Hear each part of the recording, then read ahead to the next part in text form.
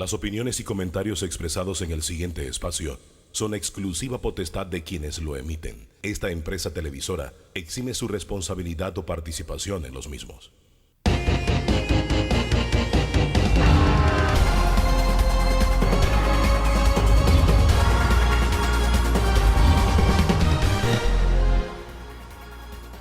¿Qué tal? Buen día, bienvenido, bienvenida a Debate Abierto, este encuentro dominical con el análisis, la opinión, la información, las diferentes corrientes de pensamiento. Esta es la agenda que le ofrecemos hoy. Lotería Nacional de Beneficencia tocó fondo con el escándalo del gordito del Zodíaco, ¿o hay más? ¿Hay persecución contra los denunciantes? Pendientes, conversaremos con Elvis Martínez. Tribunal Electoral, el árbitro de la Constituyente habla sobre el tema. ¿Por qué no se ha reglamentado? Espere la conversación con Heriberto Araúz, magistrado presidente. Constituyente, una meta, varios caminos. Conversamos con Panamá Decide y Firma por Panamá. Ernesto González Ramírez y José Isabel Blandón. Ellos ponen en perspectiva lo conversado con el magistrado Araúz. Vida de pesadilla después del COVID. Nos acompaña un sobreviviente, Toribio Díaz Vázquez, y también una especialista en salud mental, la doctora Juana Herrera. Mitos y verdades de la posvacunación. ¿De verdad a usted le están inyectando un chip allí? Hay gente que se está poniendo imanes y metales y demás. Y también una mirada global de la pandemia con el doctor Néstor Sosa. Bien.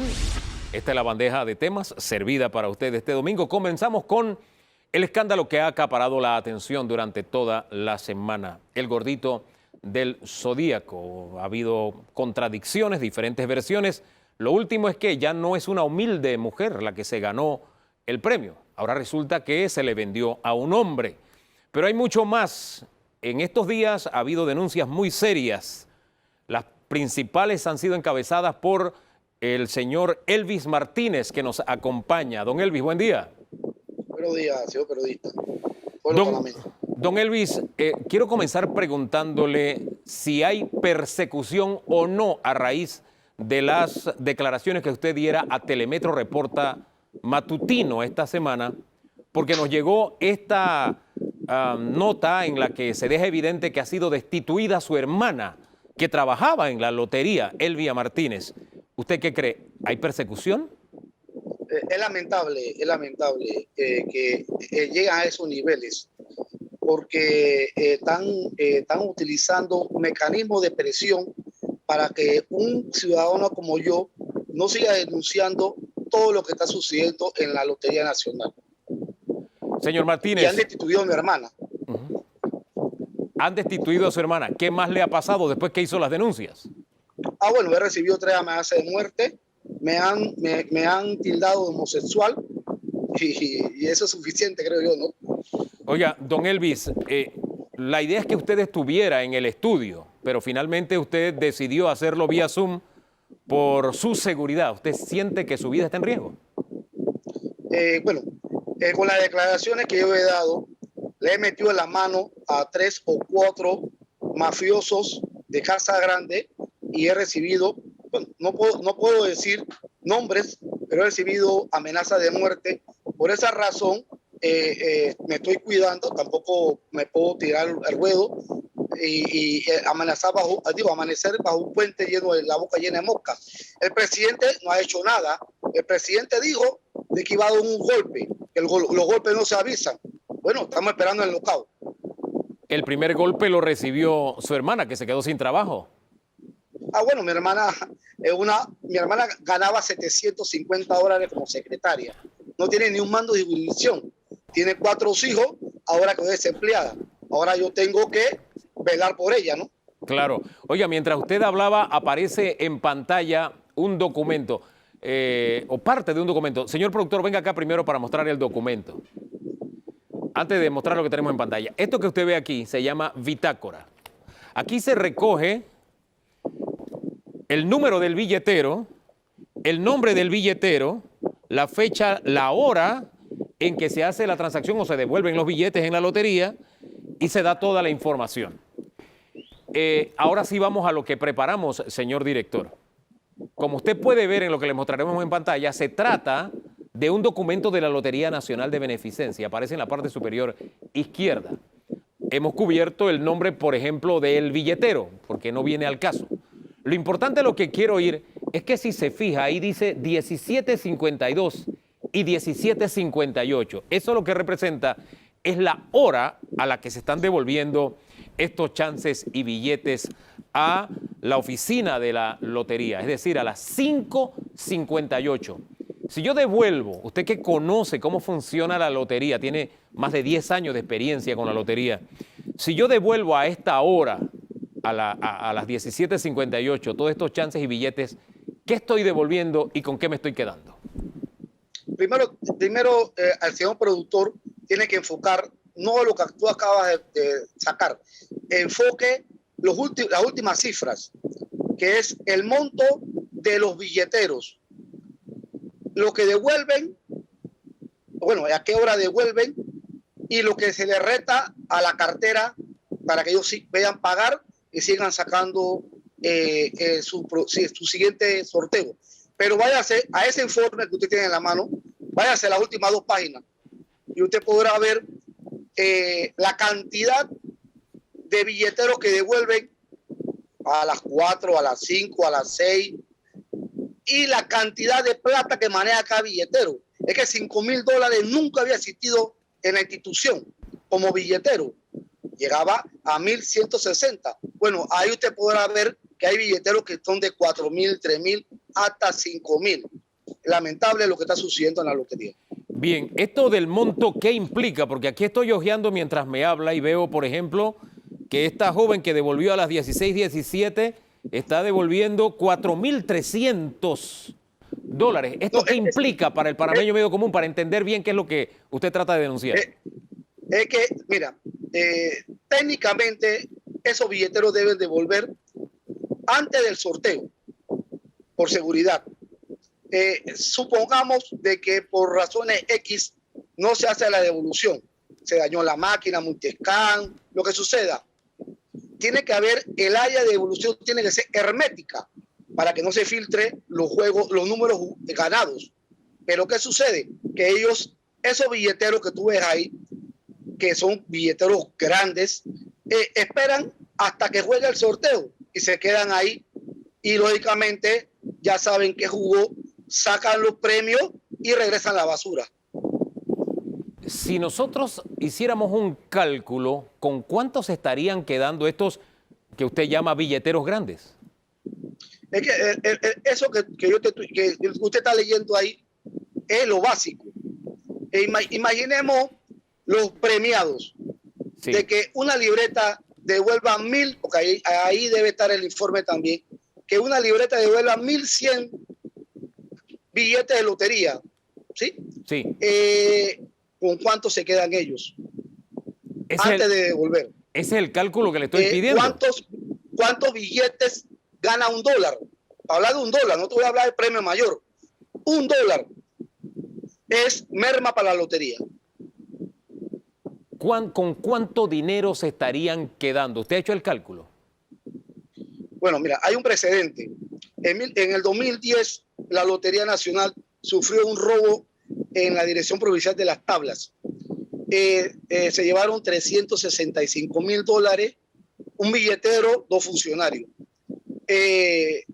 Yo audité una sola libreta en 6 meses, no 5 años, porque venían robando hace 5 años, y esa libreta, solamente esa libreta, generó $28,000 de premio.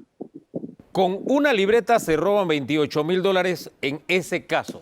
Si nosotros extrapolamos, ¿usted ha hecho el cálculo de cuánto se le estaría robando a la lotería? Si aquí el Contralor quiere auditar, aparte de auditar el sistema, vaya a los libros contables. La lotería está en rojo. La lotería está en rojo. Explíqueme ese concepto. ¿Cómo puede estar la lotería en rojo? Porque no cuadran los libros contables. Es que, mira, hay otro sistema que es paralelo con la devolución, que son los cajeros recibidores, son los que le cobran a los billeteros. De ahí pasa a cuentas corrientes. Cuentas corrientes tiene que cuadrar la devolución y después pasa a contabilidad. Ese proceso demuestra la transparencia del sorteo o de los billeteros. Investiguen eso, que se den cuenta que por eso está la lotería en rojo. Ahora bien, ¿quién se está quedando con este dinero? ¿Los billeteros? ¿En manos de quién va a dar este dinero, don Elvis? Primero lo manejan los funcionarios. Devolución. Es que la corrupción entra por la devolución. ¿Y dónde sigue la corrupción? ¿Cuál es el hilo conductor de la corrupción, don Elvis? Bueno, yo soy un billetero, Sí. ¿no? Yo tengo la libreta 10-10. Yo tengo que devolver lo que no vendí. Mi libreta es de $1000. Voy a devolver 100. Pero yo me quedo a esperar que el sorteo juegue, ¿no? Entonces, si de los 100 billetes que tengo en la mano, salen premiados 5, saco los 5 y devuelvo los 95. Ahí es donde está la corrupción. Porque esperan hasta que juegue el sorteo y saben que jugó en el sorteo. ¿Y solamente es beneficiado el que se queda con el billete o esto es una regadera? Bueno, técnicamente debo yo comprender que si lo están haciendo con la complicidad de los auditores de la Contraloría, los auditores internos, el agente de la agencia, el supervisor de devolución, los cajeros y hasta los seguridad. Oiga, pero usted me mete a los auditores de Contraloría y Contraloría ahora está haciendo una investigación, pero según su denuncia, ellos forman parte de la corrupción. Bueno, pero bueno, lamentablemente eso es lo que tenemos. El señor Solís tiene que investigar el sistema. Vayan al sistema, no vayan a otro lado. No tienen que buscar papeles. Los papeles aguantan de todo. Vayan al sistema, que ahí se va a reflejar todo. ¿Dónde entran los diputados en esta estructura, señor Martínez? Disculpa, no te escuché la pregunta, disculpa. ¿Dónde entran los diputados en esta estructura que usted denuncia? Diputados. Sí. Bueno, eso es lo que voy a decir, es un grito a voz populi. Usted sabe que la lotería la maneja el Molirena. La está manejando el señor Pancho Alemán con la suplente de él, Mayra. Entonces, si usted va a la agencia de Dorado, ahí hay una sobrina de Mayra. Si usted va a Santiago, hay una cuñada de Mayra. Entonces, ahí usted se da cuenta por dónde viene la corrupción. O sea, este es un negocio familiar, según usted plantea. Disculpa, no te escuché. Entonces, este es un negocio familiar político, según usted denuncia, entonces. No, sí, ahí está. Es que nada más tiene que... usted tiene que llamar y preguntar quién es la gente del Dorado, quién fue la gente de San Felipe. Mira, el hermano del exministro de gobierno, Romero, se llama Bolívar Romero, fue director o agente de San Miguelito hasta escasos 6-7 días que lo mandaron a trasladar para la sede principal. Vuelvo al tema de los números en rojo que usted nos denuncia y tengo aquí informes donde aparecen números en negativo, nota firmada por la señora Irena Royal y licenciado Félix Villamil, donde dice cuentas por cobrar en esta agencia, creo que es San Felipe, 572.831 balboas con 37 centavos. En la lotería hay cuentas por cobrar, ¿hay créditos? La lotería no da crédito, la lotería no es financiera. ¿Y cómo se explica entonces este informe? ¿Cómo se explica esto entonces? Esa es una invención de esta administración. Es una invención de esta administración. Sí, porque la lotería no da crédito, la lotería no es financiera, la lotería no es banco. La lotería es una entidad recaudadora. Ahora, nosotros si extrapolamos en otras agencias, ¿estaría pasando lo mismo? Porque este es San Felipe, el informe que yo tengo aquí. Correcto, en toda la agencia pasa lo mismo. ¿Y quién se beneficia o saca provecho de estos créditos, de estar dando créditos, señor Martínez? Mira, te voy a explicar cómo es el proceso. A ver, cuénteme. Cuando se crea el billetero tiene que dar un fondo, se llama fondo de garantía, por el valor de la libreta. Si a mí el director de la lotería me asigna $1000, yo tengo que entregar $1000 para que me entreguen el primer sorteo. Yo lo vendo, saco mi porcentaje de ganancia, devuelvo lo que no vendí y el resto tengo que volver a pagar de nuevo para el siguiente sorteo. La palabra crédito no existe en la lotería. Ahora bien, usted también denunció en Telemetro Reporta Matutino e hicimos un reportaje de que se estaban empeñando las libretas y pudimos constatarlo, hizo nuestro colega Cumberbatch, pudimos constatar de que hay algo extraño en eso, sí, al ir a una casa de empeño y preguntar nombres y demás. Una lo negó, pero la otra sí dijo, te vamos a llamar, es decir, la práctica aparentemente se está dando. ¿Quiénes estarían detrás de esta fórmula del empeño de las libretas? Bueno, esos son los famosos Casagrandes, ¿no? ¿Qué sucede? Que si yo soy billetero y yo por razones personales me quedé sin la plata, tengo un problema familiar, una enfermedad, y no tengo cómo pagar el siguiente sorteo, la lotería no me lo va a entregar. Y si yo no lo saco, la lotería me quita la libreta. Entonces, ¿qué hacen los billeteros? Van donde estos señores y le dicen, te empeño la libreta. Entonces, ¿qué hace ese señor o esos señores que empeñan?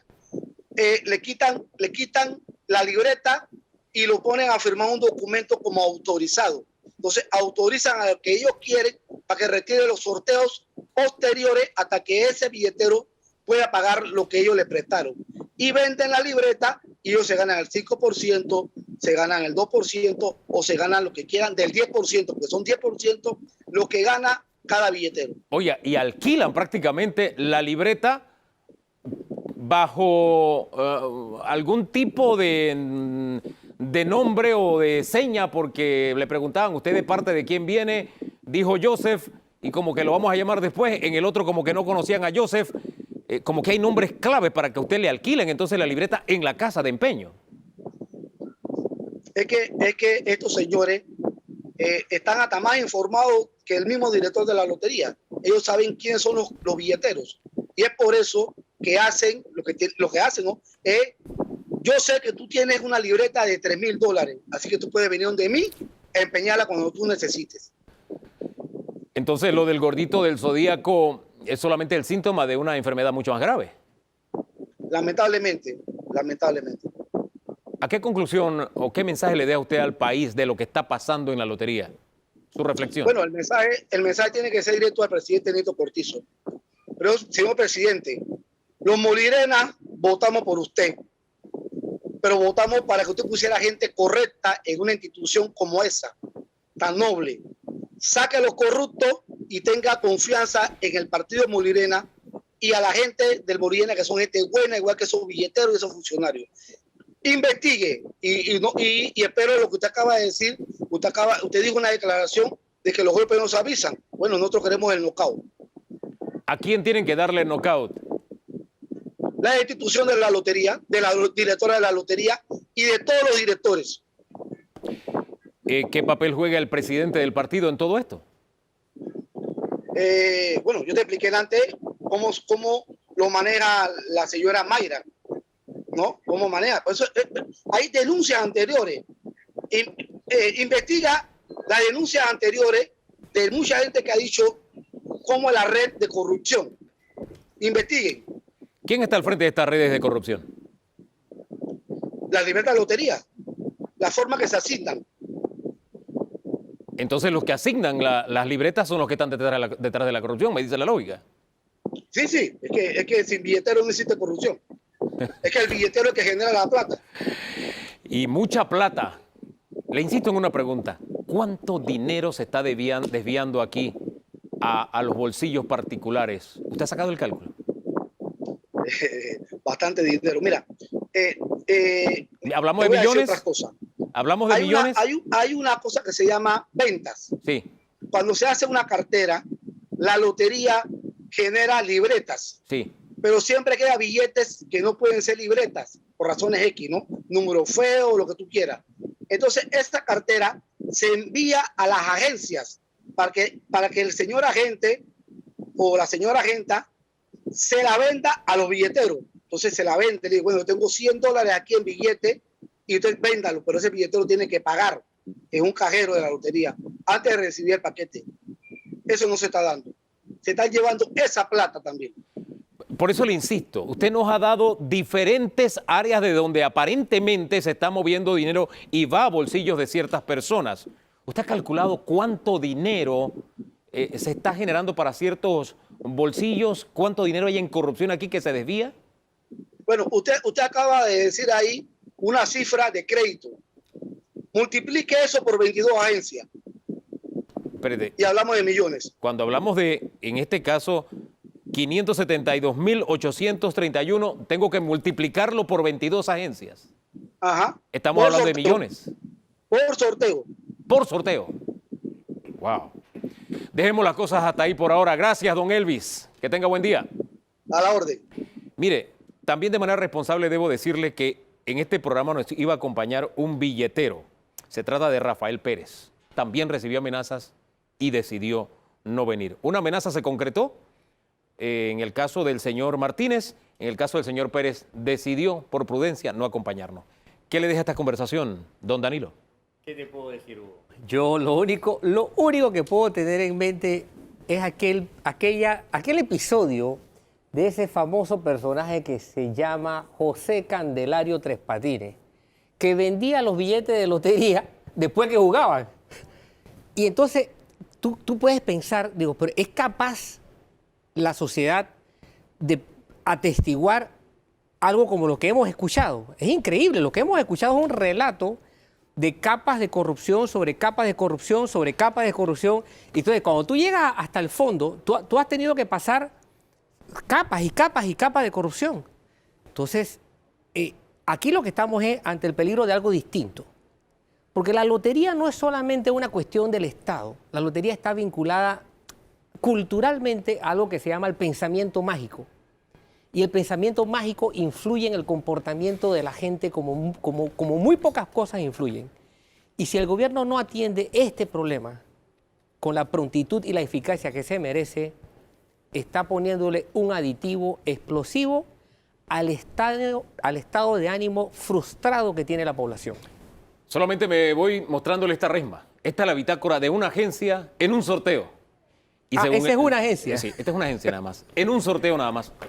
Acuérdese lo que él dijo. Son millones por sorteo. Si usted multiplica medio millón por 22, en cada sorteo estamos hablando de corrupción al más alto nivel. Esto solamente lo vi en los episodios de Tres Patines. Ahora, si nosotros tenemos esto, sabiendo a qué hora devuelven los billetes, yo espero que las autoridades también de investigación lo tengan también. Vamos a hacer una pausa. Hablamos de constituyente. En breve.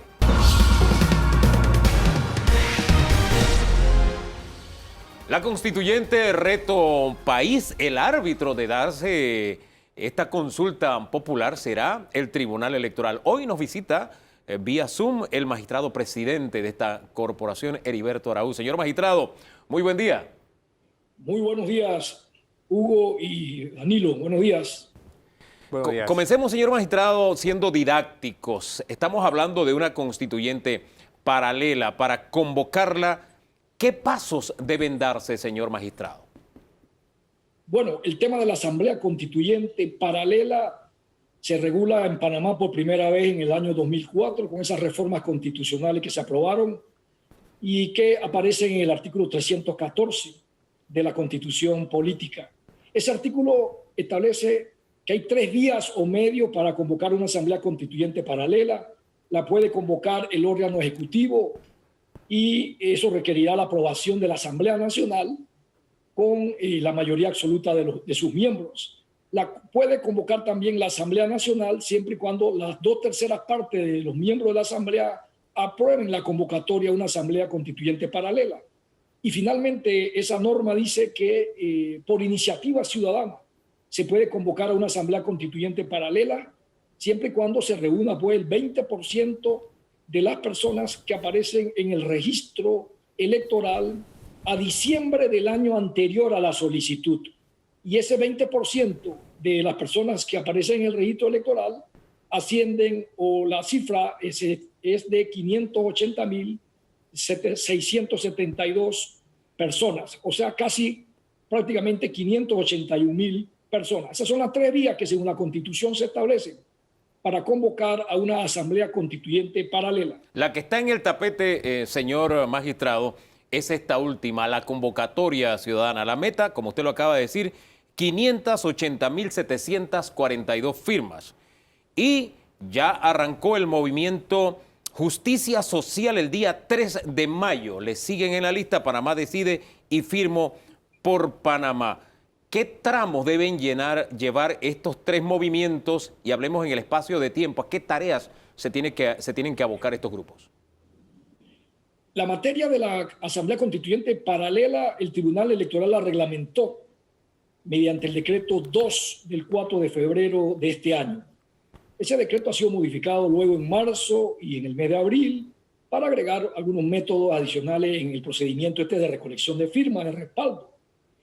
Y el procedimiento, gran parte de este procedimiento, Hugo, aparece en la Constitución, en el artículo 314. Los tiempos y las etapas en que el Tribunal Electoral, en lo que respecta al Tribunal Electoral, interviene en este proceso constituyente, están claramente definidas en la Constitución, en ese artículo 314. Una vez, y lo reglamentamos ahora porque la Constitución establece que el tribunal reglamentará el sistema de recolección de firmas. Eso ya lo hicimos en este mencionado decreto.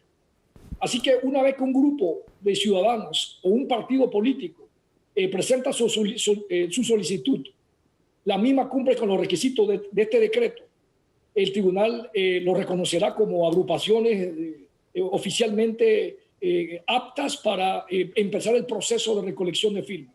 Según ese decreto que te mencioné que reglamenta esta materia de la recolección de firmas, estos movimientos o partidos reconocidos como tal tendrán que ir a unas 2 semanas de capacitación.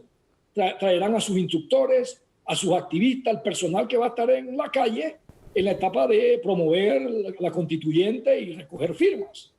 Y después de las 2 semanas de capacitación, al día siguiente de esas 2 semanas que han sido capacitados estos instructores y activistas, es que empieza a correr 6 meses para recoger ese 20% de firmas, 581.000 firmas aproximadamente. 581.000. Es un tiempo que establece la Constitución, no lo establece el Tribunal Electoral.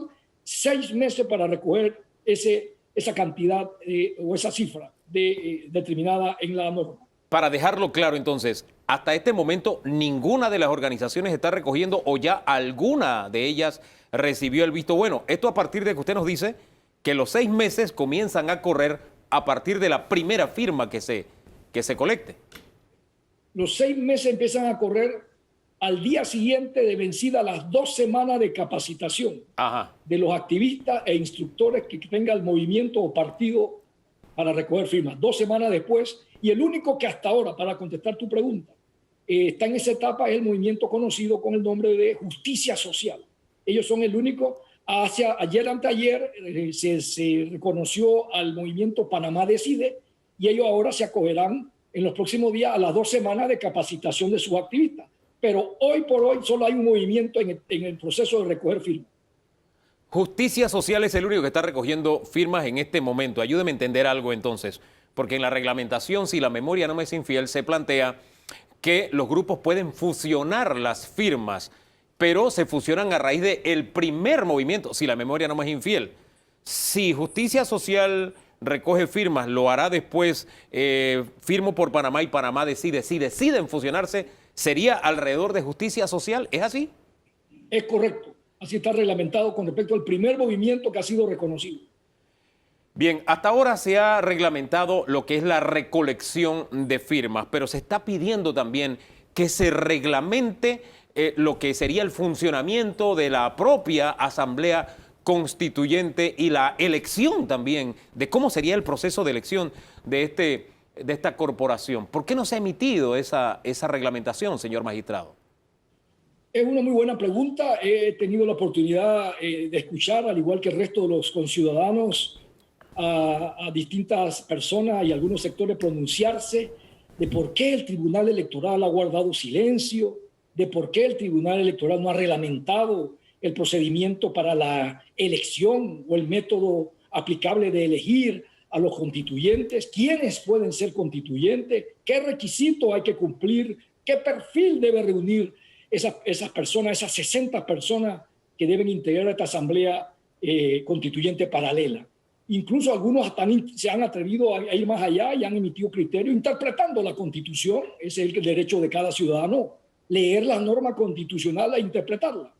Sin embargo, a criterio de los magistrados del Tribunal Electoral, cuando hemos revisado y analizado este artículo 314, en el acto de convocatoria, en que el Tribunal Electoral reglamentará el procedimiento o el sistema electoral aplicable a la elección de los constituyentes. Y así lo mandata expresamente la Constitución.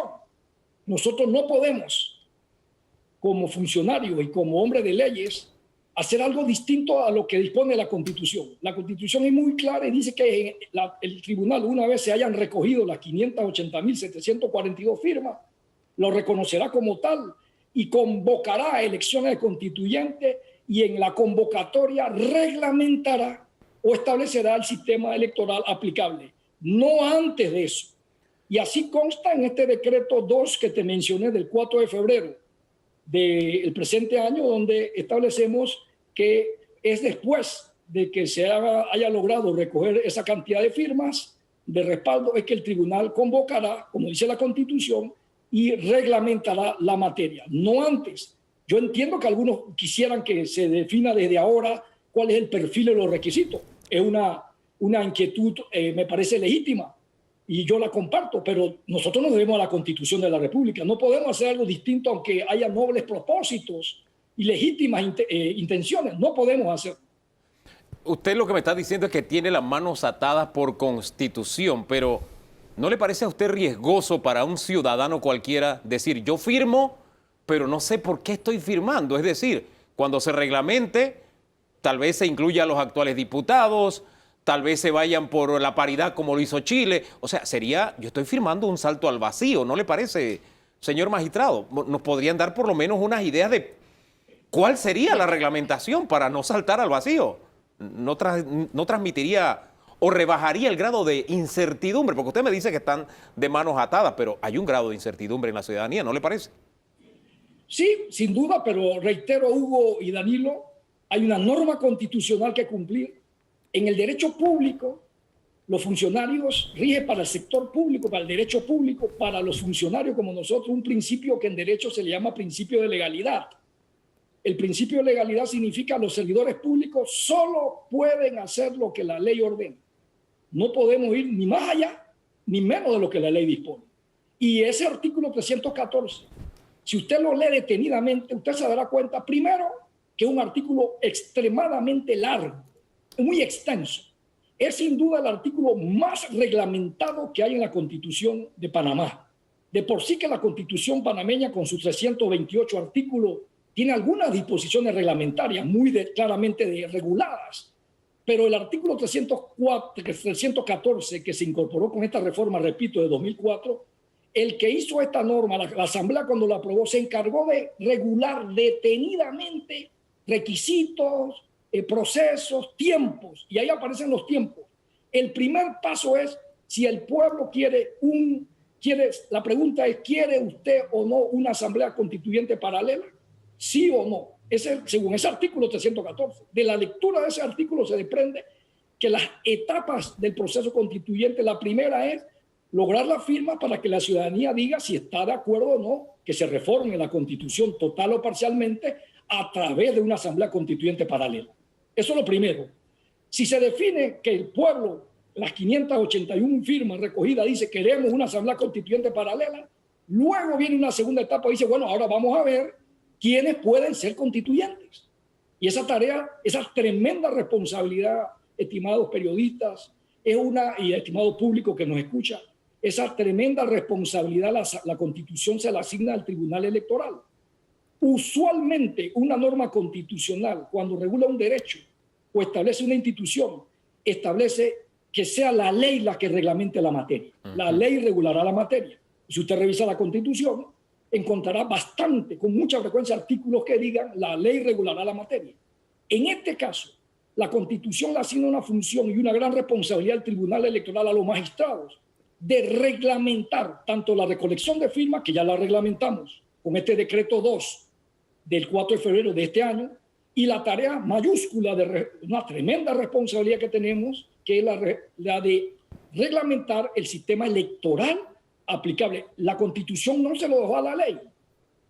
Esa tarea muy trascendental para el país se lo dejó a los magistrados. Y tenga la seguridad, el país, que esa responsabilidad la ejerceremos con la independencia, con la imparcialidad y sobre todo con el sentido de país, el sentido de patria, que siempre ha distinguido y caracterizado mi actuación como magistrado en el Tribunal Electoral. Quiero ir a su criterio. Tomemos como referencia Chile, por ejemplo. ¿Quiénes desde su punto de vista pueden ser constituyentes? ¿Los actuales diputados podrían correr desde su punto de vista? ¿Debemos tener una asamblea constituyente de paridad, igual número de mujeres, igual número de hombres? ¿Cuál es su criterio, magistrado? Tenemos que analizar, usted lo ha dicho muy bien, los criterios y principios que deben estar o que deben inspirar el sistema electoral aplicable para la elección de constituyentes. Esa es una tarea que en su momento el Tribunal Electoral tiene que ejercer. Y esta reglamentación, mediante un decreto en su momento, debe dictar el Tribunal Electoral. Por supuesto que no se va a dictar de manera inconsulta. En su momento, cuando veamos que el tema de las firmas está tomando calor, está tomando vapor, que se está acercando, que puede ser viable porque la ciudadanía está respaldando con su firma, está respaldando y está pidiendo a grito una asamblea constituyente paralela, los magistrados del Tribunal Electoral sin duda estaremos trabajando en un borrador y estaremos sometiendo la consulta a diferentes sectores. No es que vamos a aprobar o a sacar de un escritorio, de una gaveta, un decreto reglamentario sorprendiendo a la ciudadanía o al país. Esto es un documento que, si bien es cierto, es facultad del tribunal reglamentarlo, va a ser de amplia consulta con diferentes sectores para buscar los consensos, porque estamos hablando de elección de constituyentes, no elección de diputados. Los diputados se eligen según la Constitución para dictar leyes y también para reformar la Constitución, porque una de las facultades que tiene la Asamblea es la facultad de reformar la Constitución mediante 2 legislaturas que va luego a un referéndum. Ellos tienen esa facultad también por mandato constitucional. Sí. Pero hay que definir en su momento los requisitos para ser constituyente. ¿Cuáles deben ser los requisitos desde su punto? Que no debieran ser los mismos, por supuesto, que los requisitos para ser diputados, por la trascendental tarea que tienen esos 60 hombres y mujeres que van a integrar esta Asamblea Constituyente paralela. ¿Cuál es su criterio, señor magistrado? Y le reitero la pregunta. ¿Los actuales diputados pueden correr para constituyentes? ¿Debemos tener una asamblea de paridad, igual número de hombres, igual número de mujeres? ¿Cuál es su criterio? No tengo un criterio formado al respecto todavía, Hugo. Tenemos que conversarlo los magistrados y en su momento lo discutiremos.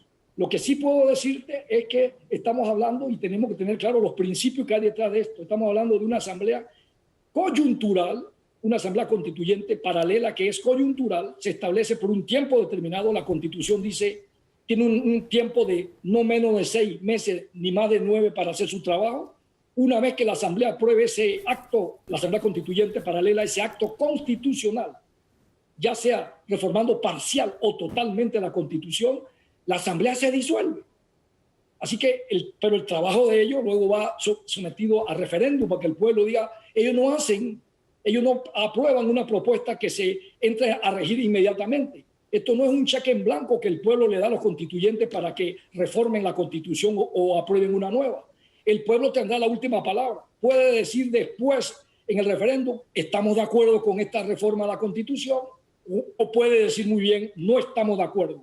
Porque hay un periodo de docencia que tiene que ejercer el Tribunal Electoral luego de que la Asamblea Constituyente paralela le entregue al Tribunal el acto constitucional, lo que aprobaron en esas sesiones. Nosotros tenemos un periodo de no menos de 3 ni más de 6 meses para convocar el referéndum.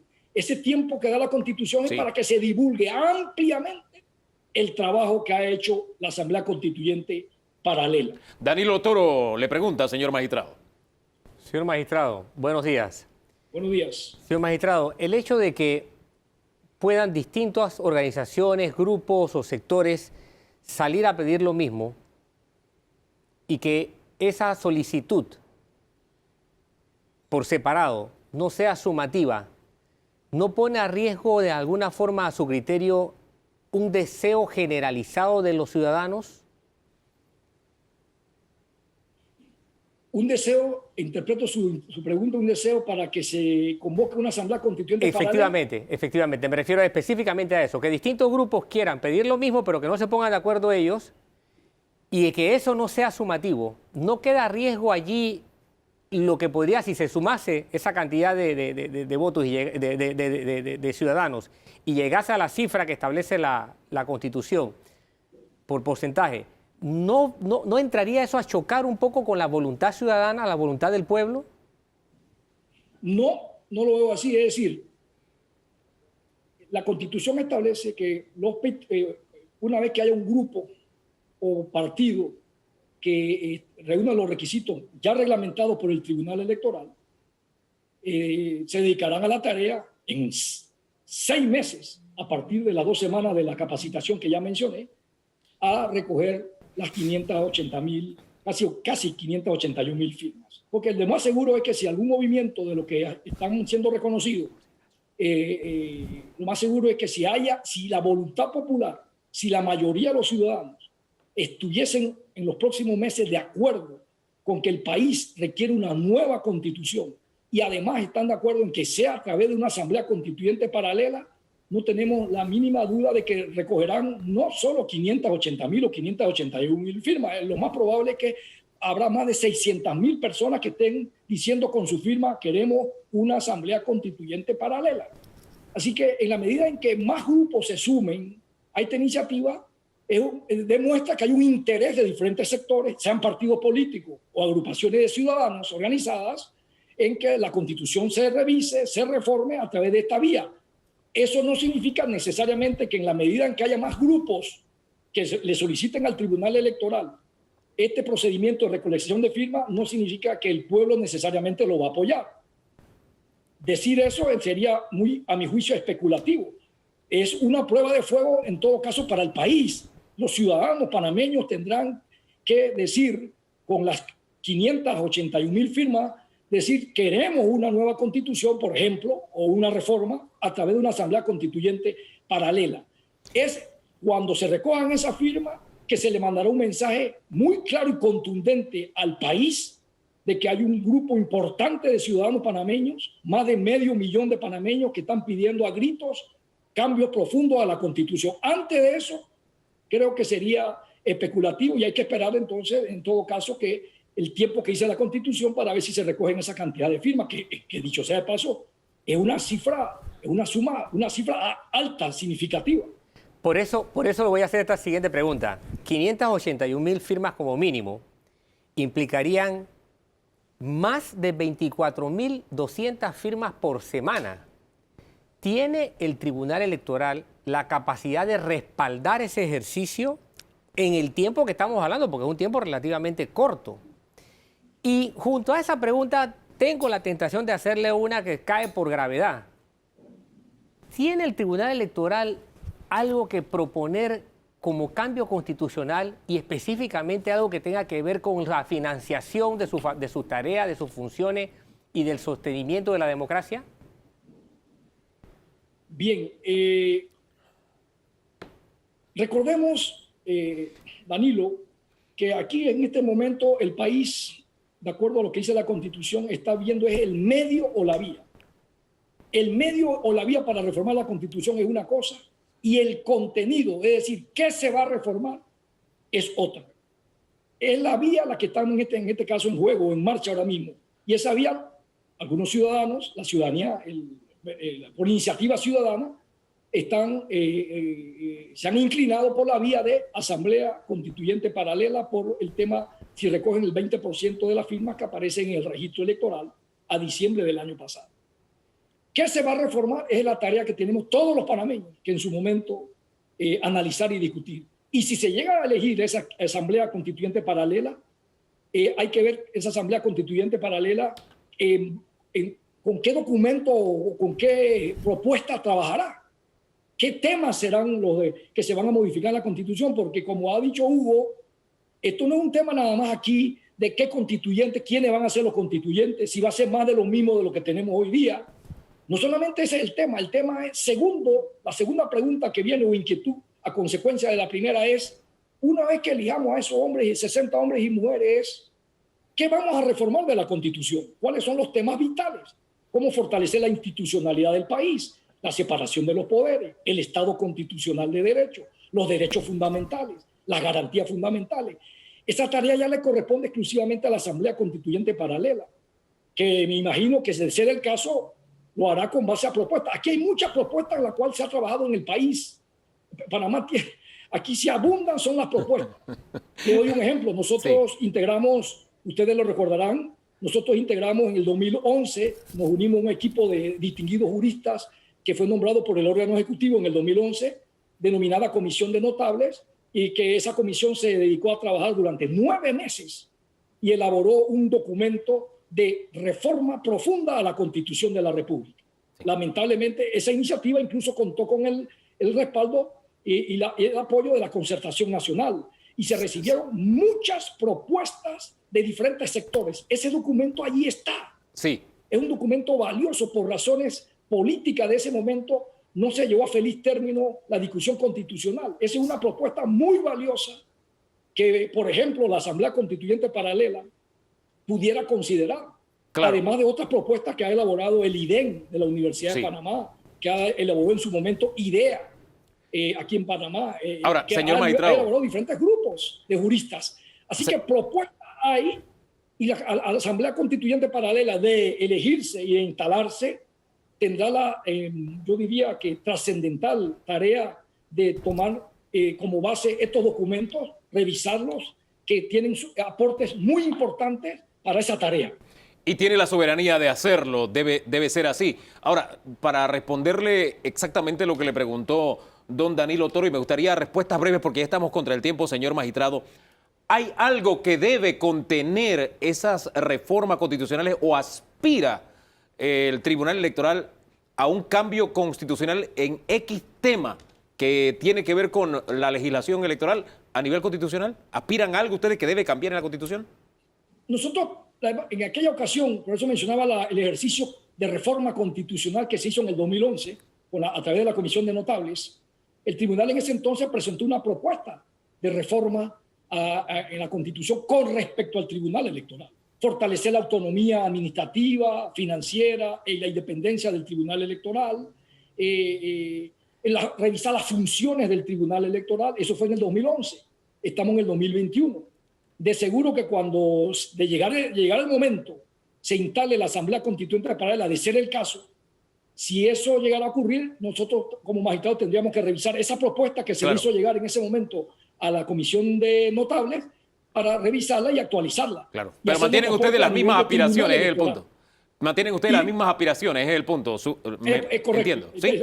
Ahora bien. Es correcto. Y ahí quiero añadir rápidamente, porque sé que estamos contra el tiempo, que también de manera mucho más fresca el gobierno actual ha convocado al país a través del llamado Pacto Bicentenario a hacerle llegar propuestas de reforma constitucional, de mejorar lo que tenemos, que sin duda hay que mejorar la Constitución de la República. Este sistema constitucional nuestro sin duda no ha colapsado, es decir, ya está muy agotado, a pesar de las 4 reformas que ha tenido la Constitución de 1972. Sí.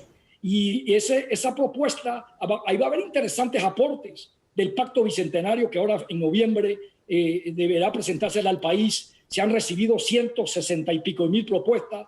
Hay ahora mismo unas comisiones trabajando para evaluar estas propuestas y debe salir un documento muy valioso. Claro, dos para cositas. Reformar la Constitución. Dos cositas. Yo me pregunto, Hugo y Danilo, ¿qué pasaría si no se llegan a recoger las 581.000 firmas? Un ejemplo, ¿qué va a llegar a ocurrir? A mi juicio, la discusión constitucional no está cerrada. Los órganos del Estado, ya sea la Asamblea Nacional o el Ejecutivo, pudieran muy bien ejercer su iniciativa de reforma a la Constitución, tomando en cuenta, por ejemplo, esta última propuesta que se va a obtener, o este último documento del Pacto Bicentenario. Lo dejo ahí. Hay propuestas muy valiosas que se han presentado a raíz de esta iniciativa del órgano ejecutivo. Señor magistrado, ya usted ha hablado que el proceso total costaría unos $52 millones. ¿Este momento económico amerita esa inversión? ¿Qué le han dicho las autoridades en materia económica? ¿Se cuenta con esos recursos, señor magistrado? Hay un ejercicio constitucional que está regulado en este artículo 314. Hoy sabemos la situación difícil de la finanza pública en el país. Este proceso constituyente, como el tribunal lo dijo en un comunicado que se divulgó en los diferentes medios, en diferentes diarios del país, este es un proceso que va por etapas. En todo caso, esos 50 millones de dólares aproximados que ha estimado el Tribunal Electoral que le costaría al país el proceso constituyente es un proceso gradual e implicaría fondos o partidas de dos vigencias fiscales distintas, año 2022 y el presupuesto del 2023.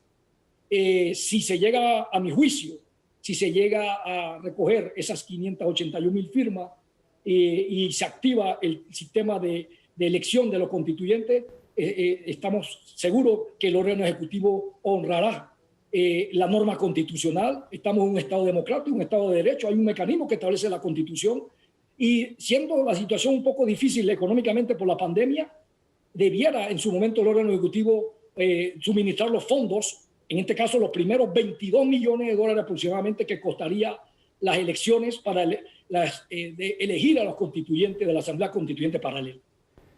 Señor magistrado, me quedo pensando también en los tiempos en que la elección y la propia Asamblea le estaría pisando los talones a las próximas elecciones generales, ¿no? ¿O estoy equivocado? Y si eso sería conveniente. Ese es un tema que tenemos que analizar los magistrados, porque aquí hay un tema muy delicado, es hasta dónde el proceso de recolección de firmas y el proceso constituyente, si llegara a perfeccionarse, hasta dónde pudiera ese proceso de alguna manera interferir, perturbar, colisionar con el proceso de organización de las elecciones para el año 2024. Ese es un tema, usted lo ha tocado muy atinadamente, es un tema que está siendo objeto de análisis por los magistrados del Tribunal Electoral, sin duda. Bien, estaremos pendientes del análisis de este tema que llegue, señor magistrado. Por lo pronto, gracias por ponernos al tanto de lo que están haciendo y cómo está observando el Tribunal Electoral este inicio de recolección de firmas y algunos datitos adicionales. Que tenga buen día. Gracias, magistrado. Gracias. Buenos días a ustedes y con mucho gusto a la orden para una próxima entrevista.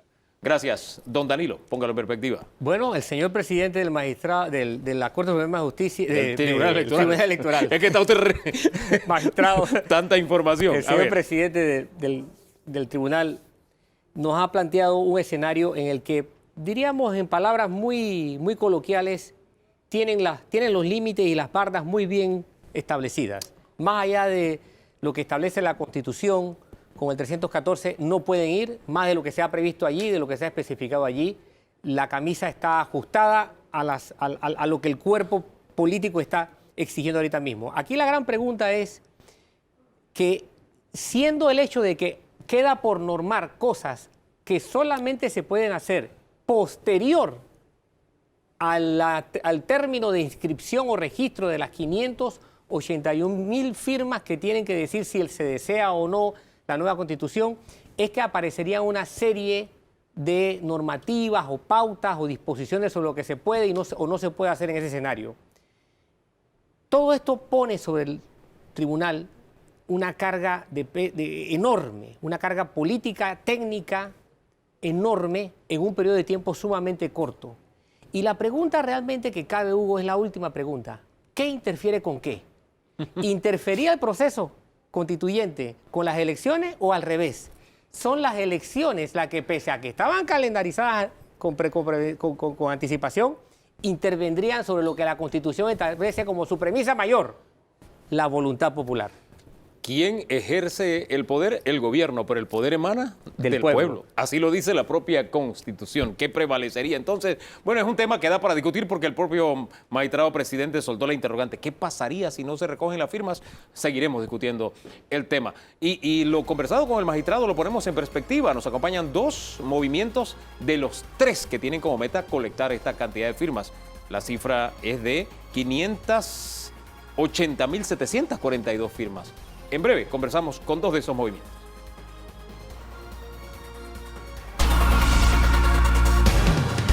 Seguimos hablando del tema constituyente. Nos acompañan por Panamá Decide, Ernesto González Ramírez y José Isabel Blandón por Firmo por Panamá. Gracias a los 2 por estar aquí hoy en Debate Abierto. Buenos días. Dos de los tres movimientos, porque hay uno más. El otro movimiento se llama, se me perdió el nombre por aquí, Movimiento Justicia Social. Conversamos con el magistrado presidente del Tribunal Electoral. Habló sobre las reglas de fondo en esta recolecta de firmas y después la convocatoria a elecciones. ¿Qué le dejó a cada uno de ustedes las palabras del magistrado Arauz? Hugo, buenos días a todos. Lo primero que diría con respecto al rol del Tribunal Electoral es que, de acuerdo al artículo 314 de la Constitución Nacional, su rol es central dentro de todo este proceso. Y en esta primera etapa de la recolección de firmas, a nuestro juicio, el tribunal debe facilitar a los ciudadanos todas las alternativas posibles para que se puedan recoger las firmas, se pueda realizar el proceso, pues no asegurar la cantidad, pero sí que se pueda facilitar el proceso, no poner obstáculos al mismo. Y en ese sentido, por lo menos a nosotros nos preocupa que el tribunal esté limitando el uso de libros por supuestas malas experiencias en el pasado, pero a nuestro juicio la Constitución es clara, habla de recolección de firmas. Y cuando hablas con la gente en las comunidades que hemos estado ya empezando a recorrer, todo el mundo lo que dice, bueno, tráiganme el libro para firmarlo. Y tenemos que comenzar a decirle, bueno, el tribunal no deja libro, el tribunal ahora dice que es con celular, con computadora. Yo creo que ahí tiene que el tribunal ser un poco más flexible, porque hay áreas del país donde, si bien hay señal, la señal no es continua. Y sí, nosotros que hemos estado haciendo inscripciones, hemos tenido problemas en algunos lugares con la provisión de señal. Y lo otro es que el tribunal tiene la responsabilidad en la siguiente etapa de la elección de los constituyentes de reglamentar todo el proceso. Y nosotros sí creemos que sería oportuno, conveniente, que aunque todavía no se han recogido las firmas, apenas vamos a empezar el proceso, sí sería bueno que el tribunal dé a conocer ya, aunque sea un borrador de las reglas para empezar una discusión, porque hay dudas legítimas de la gente que quiere saber cómo se van a elegir los constituyentes, quién podrá ser constituyente, y eso le corresponde al Tribunal Electoral. Y no deben esperar a que finalice la primera etapa para dar a conocer las reglas que ellos proponen. Sobre ese tema, el magistrado lo que dijo es que tienen las manos atadas por el 314 de la Constitución, señor Carlos Ernesto. Bueno, el magistrado Arauz, yo le tengo gran respeto como jurista. Es un jurista reconocido en publicaciones importantes, pero discrepo con él de su interpretación con relación a ese artículo. Es cierto que el artículo dice que se promulgará al momento de hacerse el llamado a las elecciones, la reglamentación. Pero esa promulgación, desde el punto de vista, digamos, de una lectura de la intención de la Constitución, puede hacerse perfectamente ahora con un vacatio legis que entre en vigencia al momento que llaman a la elección. O sea, es perfectamente viable, sin violar la Constitución, que nos digan ahora cómo van a reglamentar ese proceso. ¿Por qué es importante discutirlo desde ahora, desde el punto de vista de ustedes? Señor Blandón. Mira, la Constitución habla de que una vez recogidas las firmas, habrá de 3 a 6 meses para convocar a la elección de los constituyentes. Por lo tanto, el tiempo es corto y no va a haber tiempo para dar a conocer un borrador, hacer las consultas y promulgar un decreto si se va a esperar a que se termine de recoger las firmas. Ellos pueden no promulgar ahora, pero sí dar a conocer un documento que, como lo hacemos con la Comisión Nacional de Reformas Electorales, llevarlo a un escenario parecido al de la Comisión Nacional de Reformas Electorales para que distintos sectores opinen sobre el procedimiento para elegir a los constituyentes. Y además se convierte en un obstáculo no hacerlo, porque la gente te pregunta cómo se van a elegir los constituyentes. Es una duda razonable del ciudadano. Entonces, para facilitar el proceso, si es la intención del tribunal, debiera sacar esa reglamentación ya. Vamos a la opinión que tienen ustedes. ¿Quiénes podrían ser constituyentes? ¿Actuales diputados? ¿Creen ustedes sería sano para un proceso constituyente? ¿O quienes hayan estado en las últimas 2 asambleas, por poner un ejemplo? ¿Sería sano para el proceso? Yo creo que no pueden constitucionalmente. O sea, acuérdate que esta es una constituyente paralela. Es paralela a los poderes constituidos. No puedes estar en el poder constituido y estar en la constituyente, por eso le dije, porque deja de ser paralela. Por eso le puse a las dos últimas asambleas, por ejemplo. Sí, no puedes estar en alguno de los poderes constituidos para ser constituyente. Pero al final van a ser constituyentes los que los panameños elijan. Y eso va a depender mucho de la reglamentación que haga el Tribunal Electoral. Por eso es importante ponerlo sobre la mesa ahora. Por supuesto, porque ¿qué pasa? Las condiciones para poder correr, por ejemplo, que no estés trabajando en ningún lado o que tengas una licencia o que tengas cierta independencia de criterio para que no haya conflicto de interés, eso se puede reglamentar perfectamente. Tú puedes decir que el circuito electoral es provincial, no necesariamente como los que tenemos. Entonces no sabemos cuál es el circuito electoral. Entonces todas esas cosas hacen que sea más fácil el proceso porque las personas saben cuál va a ser el proceso de elección. Pero las opciones dependen del Tribunal Electoral y nosotros le hemos presentado al Tribunal Electoral algunas ideas con relación a ese tema. Señor Blandón. Mira, por ejemplo, el tribunal tiene que regular a partir de qué edad puede ser candidato. Personalmente pienso que a partir de los 21 años en adelante. Tiene que señalar, como está en la Constitución para los otros cargos, si hay un impedimento para alguien que ha sido condenado. En la Constitución habla de condenas de 5 años o más. Podrían decir eso o podrían decir que simplemente con nadie condenado podría ser candidato. En mi opinión, nadie que ostente un cargo con mando y jurisdicción o tenga un cargo de elección popular debe permitírsele ser candidato a menos que se separe del cargo. Que por ejemplo, en el caso de Chile hubo congresistas que corrieron a constituyentes, pero tuvieron que renunciar al cargo de congresista para poder correr a constituyente. ¿La figura podría aplicarse a Panamá? Podría aplicarse y de hecho aquí, si yo quiero correr a diputado y soy ministro, tengo que renunciar 6 meses antes. Para poder ser candidato. Eso lo mismo debería aplicarse para ser candidato a constituyente. Y además, y te añadiría algo que no está, porque no es lo normal en las normas electorales, es que el que sea electo constituyente, a mi juicio, debería estar impedido para ser candidato en las elecciones del 2024. Es que me quedo pensando en si alguien que viene del sistema, que forma parte del sistema actual, que se beneficia del sistema actual, podría darme una constitución distinta. Bueno, ahí es posible. Digo, nada impide que lleguen algunos de los que están, ¿no? El ejemplo de Chile yo creo que es muy bueno porque al final la mayoría de los electos salieron de listas independientes. Algunos eran miembros de partido, pero salieron de las listas de libre postulación. Y lo que sucede es que es evidente que este es un esfuerzo para hacer un cambio del sistema institucional que tenemos. Si eso no sucede, sencillamente la población va a votar en contra en el referéndum posteriormente y vamos a regresar a lo mismo. El resultado de eso, cuando tú tienes una población ya pidiéndote que se lleve a cabo un ejercicio serio, es que vamos a tener una explosión social en Panamá como ha habido en el resto de América Latina. Entonces, es un poco el huevo y la gallina. ¿Cuál viene primero? El primero viene la iniciativa ciudadana. Sin ella no pasa más nada. Si los ciudadanos no nos activamos, no sucede nada. Entonces, los ciudadanos nos tenemos que activar, tenemos que ponernos de acuerdo y además tenemos que llegar a consensos, porque para que sea una constituyente aprobada por el pueblo, tiene que ser una casa donde quepamos todos. Don Danilo.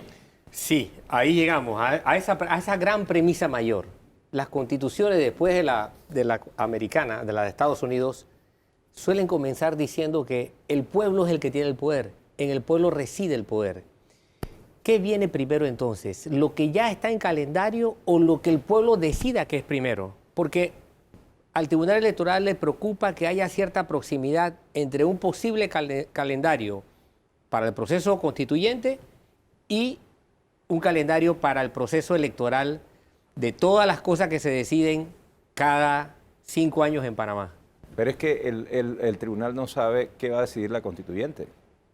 Puede cambiar la fecha de las elecciones, puede reglamentar las elecciones transitoriamente, puede hacer un montón de cosas. O sea, el que va a valer es el que salga en la constituyente, no el que existe. De eso se trata precisamente este proceso. Mira, yo creo que aquí hay una confusión de roles por parte del Tribunal Electoral. Ellos no tienen que tener ninguna preocupación con respecto a eso, porque a ellos les corresponde hacer cumplir lo que la Constitución y la ley digan. Si aquí al final, en cumplimiento con el artículo 314 de la Constitución, se recogen las firmas, se inicia un proceso constituyente y eso, en alguna medida, coinciden los tiempos con el proceso de elección general, bueno, ellos tienen que resolver dentro de eso. Ellos lo que no pueden decir ahora es, bueno, como eso me va a complicar la vida a mí, entonces yo voy a dificultar todo el proceso porque es que yo pienso que al país no le conviene. Es que ellos no son los que tienen que tomar esa decisión, la tiene que decidir el pueblo a través de la recolección de firmas. Si las firmas se recogen, le toca a ellos hacer el trabajo. Yo noto mucha coincidencia en los planteamientos de los dos, pero representan a movimientos distintos. ¿Por qué ese proceso de buscar las firmas no se lograron poner de acuerdo? ¿Por qué le da la palabra a Blandón? Bueno, mira, yo creo que, mira, aquí me sorprende la caballerosidad, ¿no? Sí, sí. El primero que hable Blandón. Mira, a juicio mío, Sí. lo importante aquí es que independientemente de que estamos aquí representando a dos movimientos distintos, hay coincidencia en los objetivos. Y hay coincidencia también en los principios que deben regir un cambio constitucional. Yo creo que hay coincidencia en los temas de fondo, que es lo importante. Y también creo que hay coincidencia en que la suma, se haga la suma de la firma que ellos recojan y que nosotros recojamos, para que vayamos a alcanzar esa meta común de lograr las 581,000 firmas que posibilitan la convocatoria de una asamblea constituyente. Eso para mí es lo importante. Lo demás es accesorio, que si nos pusimos de acuerdo o no nos pusimos de acuerdo con respecto a cómo iba ahí la junta directiva y la consejo, esos son Lo importante es que otros se puedan 500 sumar pesos. los Lo esfuerzos. importante para mí aquí es que se puedan sumar las firmas. Ahora bien, me sorprende es que los esfuerzos al final, si se suman alrededor del primer grupo que comenzó las firmas, que es el otro movimiento que no está aquí. No, del primero que se pone de acuerdo. No. ¿Ah, sí? Del primero con Yo el que se entendí pone otra de acuerdo. cosa de lo que dijo el magistrado. No. Así No. que, pero dejémoslo allí, porque Sí. ustedes también escucharon la conversación que tuvimos con el señor Elvis Martínez y quiero saber qué les dejó este escándalo de la lotería. Bueno, yo creo que es un ejemplo transparente del descalabro institucional que tenemos en Panamá, que no podemos continuar por esta vía. No solamente es la lotería, es que todas las semanas tenemos un escándalo de algún nivel de corrupción o de abuso de poder y no hay control, no hay justicia que valga. La impunidad campea en Panamá. Las decisiones son en contra de los valientes que tratan de poner una denuncia, como ha pasado con este señor Martínez, que le votaron a la hermana. O sea, el votarle a la hermana implica una acción política para proteger un acto de corrupción. Eso es impresionante. Aquí quien debió haber salido es la directora de la lotería, pero sale la persona que hace la denuncia. Es una estructura corrupta, clientelar, que nos tiene al país en un proceso de deterioro permanente y que solamente es posible resolver cambiando las instituciones del país. Don José. Es una muestra de la crisis que hay en el país. Lo que debió haber ocurrido, como bien señala Carlos Ernesto, es primero la separación del cargo de la directora de la lotería y segundo, la protección a quien está denunciando actos de corrupción. Y de hecho hay una propuesta de ley que cuando fui legislador la planteé y entiendo que está planteada ahora en la Asamblea y no ha logrado ser aprobada. Fue parte de los compromisos que el presidente Cortizo como candidato firmó con Transparencia Internacional, que era una de las leyes que se iba a aprobar de protección a los que denunciaran actos de corrupción. Y todo esto es muestra de la necesidad de un cambio institucional que pasa por un cambio constitucional. El escándalo del gordito es solamente la punta del iceberg. Todos los días hay uno nuevo. Sí. O sea, no necesitamos, estamos sentados viendo cómo nuestro país se nos va al vacío de la corrupción, el abuso de poder y la impunidad. Solamente cambiando las estructuras institucionales del país que generen los incentivos apropiados para la conducta apropiada de los funcionarios, que exista los controles y los pesos y contrapesos necesarios, vamos a lograr cambiar este estado de cosas. Señores, gracias. Sí, don Sí, José. solamente, Hugo, el tema institucional y el tema económico están íntimamente ligados. No son dos temas distintos. Cambiar la Constitución va a tener un impacto económico y si lo hacemos bien, el impacto económico va a ser positivo. Hace muchos años nos plantearon que Panamá era como una situación excepcional porque estábamos creciendo al nivel de Chile, pero institucionalmente estábamos muy débiles. Y recuerdo que el técnico Elvis dijo, tarde o temprano esta debilidad institucional nos va a cobrar factura. Llegó ese momento, por eso es importante el cambio inconstitucional para poder mejorar la situación económica Disculpe, del yo país. siempre he escuchado el argumento contrario, que cuando entramos en una etapa constituyente se ralentiza la economía. Más de lo que ya estamos. Eso además no se compadece con la realidad existente. Si tú ves todos los estudios que se han hecho del impacto económico de las constituyentes en los últimos 40 años, más bien pareciera no haber una relación, sino que el entorno internacional tiene que ver más con eso. Ahora, cuando tú llegas a una constituyente es porque tocaste fondo. Y esa es una salida de ese fondo. Y eso genera esperanza. Y la esperanza es un elemento fundamental de la inversión y del crecimiento económico. Dejemos la cosa hasta ahí. Gracias por haber estado esta mañana aquí en Debate Abierto. Pausa y regresamos porque damos un giro. Vamos a hablar de salud, un tema permanente con el COVID, que ya llevamos más de un año y tenemos que seguir ilustrándonos sobre el tema. Ya regresamos.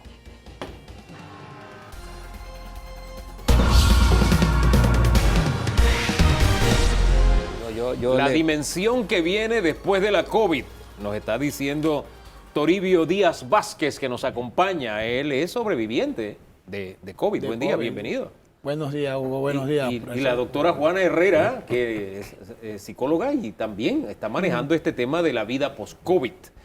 Y bienvenidos a los dos, gracias por estar hoy en Debate Abierto. Todavía estamos con el calor de lo que se acaba de ir, ¿no? Pero vamos a este tema y prestémosles mucha atención porque ¿cómo le cambió la vida el COVID? Yo tenía meses de no verlo, yo lo veía era en Instagram y lo vi desde que salió muy delgado y tenemos vistas allí. Ahí está, precisamente. Es muy distinto al hombre que tenemos hoy. Esto fue hace más o menos 6 meses cuando usted salió. Octubre. ¿Qué ha pasado en estos 6 meses? Bueno, Hugo, primero que todo, date la gracia, no solamente en nombre mío, sino de los cientos de pacientes que hemos sobrevivido de esta pandemia, gracias a Dios, y mi solidaridad con las víctimas, que solamente han sido más de 6.000 personas o familias que han quedado, que hemos perdido, porque también hemos perdido familiares en esta batalla. Así es. Es una situación muy difícil, te hago un recuento muy breve. Para finales del mes de septiembre me contagié. Fue un contagio bastante, se lo puedo decir, sencillo. No tuve ningún síntoma, sino que la molestia en la garganta, dolores en el cuerpo, como un resfriado común. Luego al 7º día, sábado, comienza entonces realmente la situación a agravarse. Comienzo yo a perder debilidad, comienzo yo a tener escalofríos. ¿Y qué era? Estaba bajando mi saturación de oxígeno en sangre. Mi esposa, alarmada, comienza a verme que las manos se me estaban poniendo moradas, los labios morados, producto de que estaba perdiendo oxígeno. Claro. Pero yo, una característica del paciente COVID es que no acepta la realidad. O sea, nosotros nos cerramos, muchos dicen, es un resfriado, esto se me quita, nos automedicamos. Y no buscamos por temor de saber la verdad que estamos infectados. Eso es una señal casi 100% comprobada. De negación yo le puedo dar una cátedra, ¿no? Yo sé lo que es eso, pero usted llega al hospital y nos dicen que tenía media hora para ser entubado, si no, moría. Cuando llego al hospital, la doctora que me atiende me dice que mi saturación estaba menos de 60, que como yo estaba consciente todavía, y que ella tenía que intubarme porque si no lo hacía en media hora iba a fallecer. Estaba muy comprometido mi sistema respiratorio, los pulmones muy afectados. Y bueno, cuando a una persona le dicen que va a fallecer, si no le hacen ese tratamiento, aparte que tú vienes escuchando que más del 60% de las personas que entran entubadas no sobreviven. Y yo lo que hice fue encomendarme a Dios y pensaré que yo tenía unas ganas de vivir por 3 personas. Ahora, a usted lo entuban. ¿Cuánto tiempo estuvo hospitalizado? 4 semanas aproximadamente. Vamos a hablar de esa vida después que sale del hospital. ¿Cómo ha sido su vida después? Bueno, yo primero tengo que darle gracias a Dios y 2, a los galenos que me atendieron en el hospital del Seguro Social. Yo creo que ellos son unos héroes anónimos de verdad. Una persona que está intubada prácticamente depende 100% de este personal médico. Son los que te asean, son los que te miden, te vigilan cómo tú estás. Y creo que tenemos un recurso humano de primer mundo en estos momentos. O sea, médicos profesionales entregados a salvar vidas. Yo creo que eso yo lo tengo que reconocer públicamente. Luego que salgo, de verdad salí totalmente desorientado. Yo peso 200 libras, yo salí saliendo aproximadamente 140 libras. Perdió 60 libras en el hospital. 60 libras prácticamente, producto de la enfermedad que te va consumiendo tu masa muscular. Ahora, más allá de lo físico, quiero saber cómo ha cambiado su vida, el Toribio yo interno, cómo ha cambiado. Yo he recibido testimonios de gente que no duerme, de gente que pierde los estribos con facilidad, Sí. de gente que pierde la memoria. ¿Usted ha vivido alguno de esos Sí, estados? mira, acuérdate que es un tema traumático. O sea, tú sales de una situación que primero te dicen que te vas a morir, te intuban, tú despiertas, quedas en una situación que tú no sabes a dónde estás. Cuando llegas a tu casa, llegas con todo, no, llegas totalmente desorientado, tu familia afectada emocionalmente, tú con una situación de que tú no sabes si estás trabajando, tú no sabes cómo está la familia, los problemas que dejaste de atrás se te llegan. Entonces lleva a tú un momento de confusión y llega entonces lo que tú habías plasmado, llega el tema que tú no duermes. En mi caso personal, yo todavía como 1 o 2 semanas yo escuchaba el sonido de las máquinas que estaban conmigo en cuidados intensivos. A mí me daba miedo dormir porque pensaba que no podía despertar. Me paraba a medianoche ya después pensando dónde estaba, totalmente desorientado. Luego viene el tema físico. Yo salí en silla de ruedas. O sea, yo no dependía de mí, a mí me tenían que bañar, darme la comida, o sea, era un proceso, poco a poco. Y luego entonces comencé con las terapias. Comencé a caminar, pero la parte emocional y espiritual, como le decía la doctora, es un factor fundamental para que te puedas recuperar. Nosotros ¿Cómo ha manejado ese aspecto? a eso iba. Nosotros lo que hemos hecho, a título personal, creamos una asociación de pacientes post-COVID para darle esa orientación en primer momento. ¿Qué hacer después que sale de esta situación? Porque el paciente post-COVID queda con secuelas muy, muy marcadas. Te reitero, yo en el mes de marzo de este año a mí me dio un infarto, producto de la trombosis que deja alguna secuela de la COVID.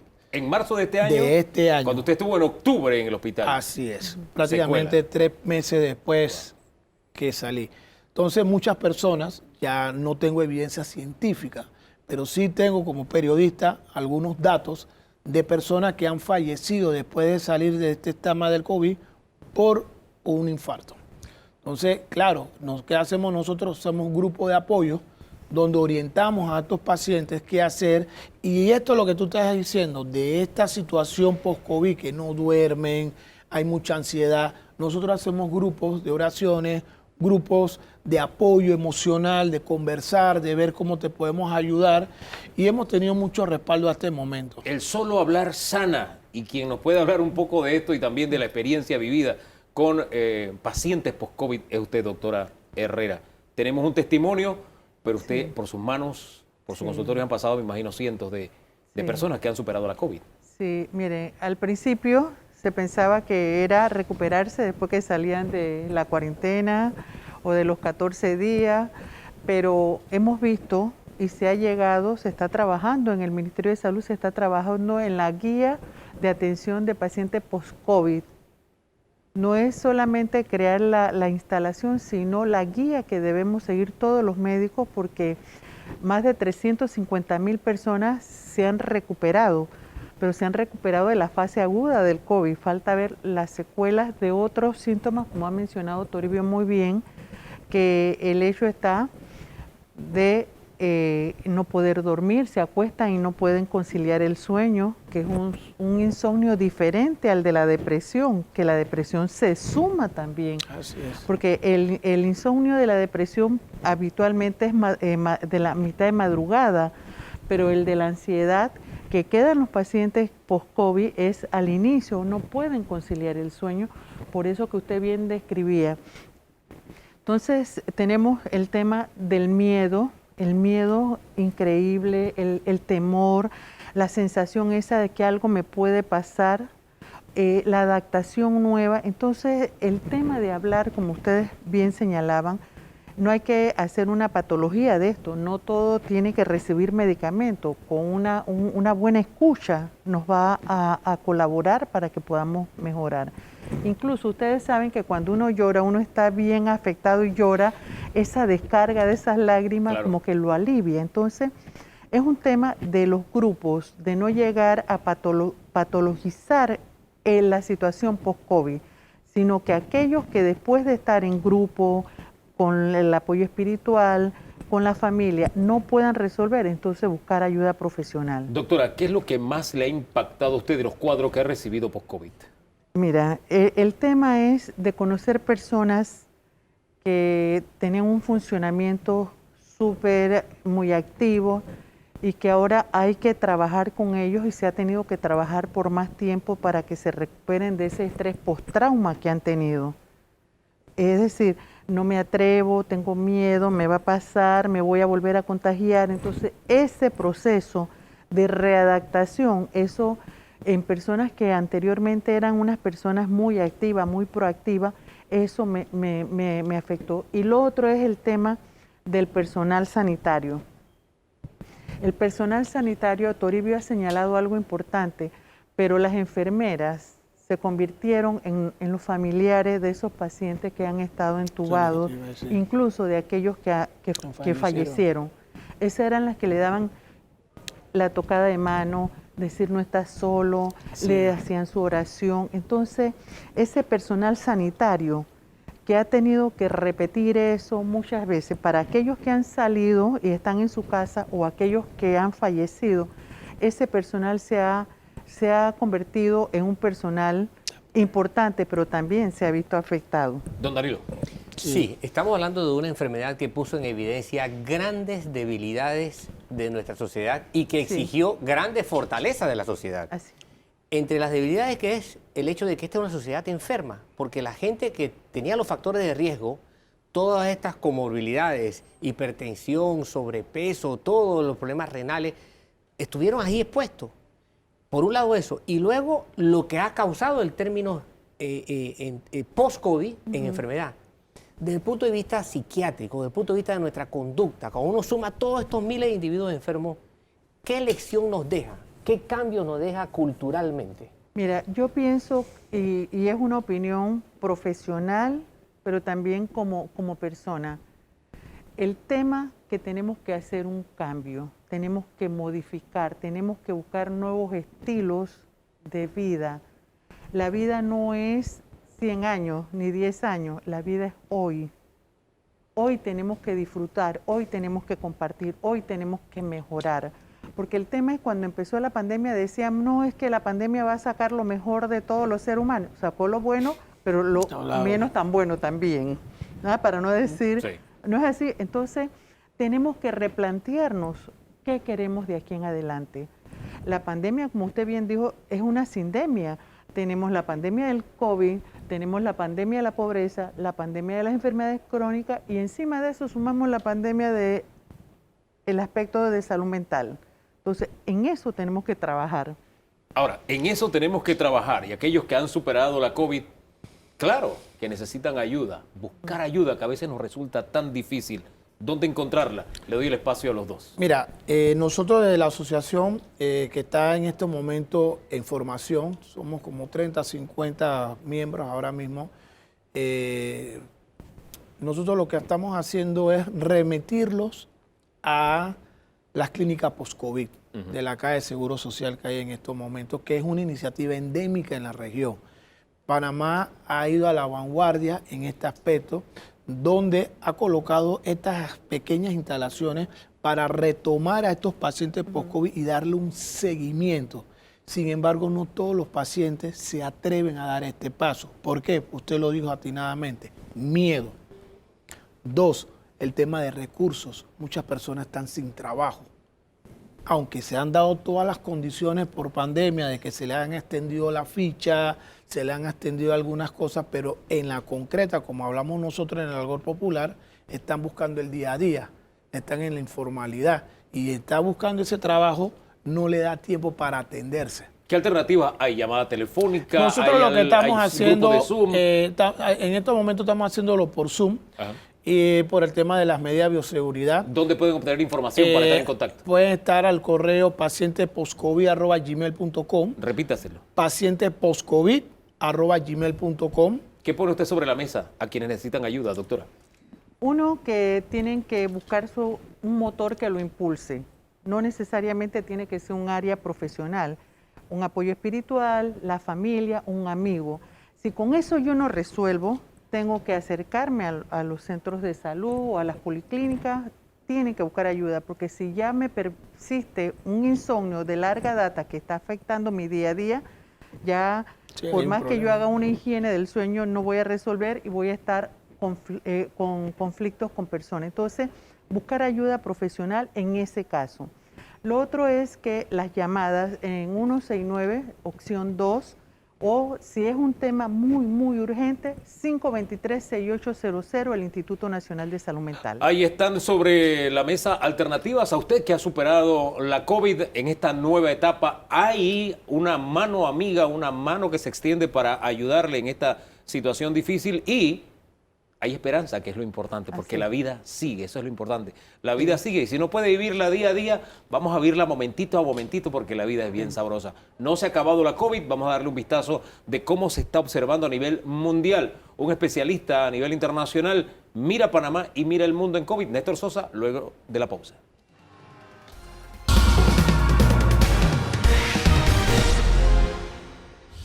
Entramos ya en la parte final de Debate Abierto hoy domingo y cerramos con los mitos y verdades de la época post-COVID o post-vacunación también, como querramos ponerlo.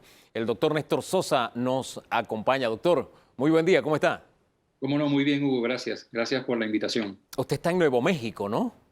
Sí, correcto, en Albuquerque, Nuevo México. Cuéntenos acá trabajando en el hospital de la universidad. Cuéntenos un poco la realidad que vive Nuevo México con la pandemia y más que nada con esta etapa de vacunación. Sí, mira, este es un estado que no es un estado muy rico, es un estado muy grande territorialmente, pero muy rural y donde hay obviamente problemas sociales. Sin embargo, hemos tenido una gobernadora que ha puesto medidas muy estrictas y eso ha permitido mantener realmente la epidemia bajo bastante control y somos uno de los estados con la mayor tasa de vacunación comparado con otros lugares en Estados Unidos, así que en realidad nos ha ido bastante bien.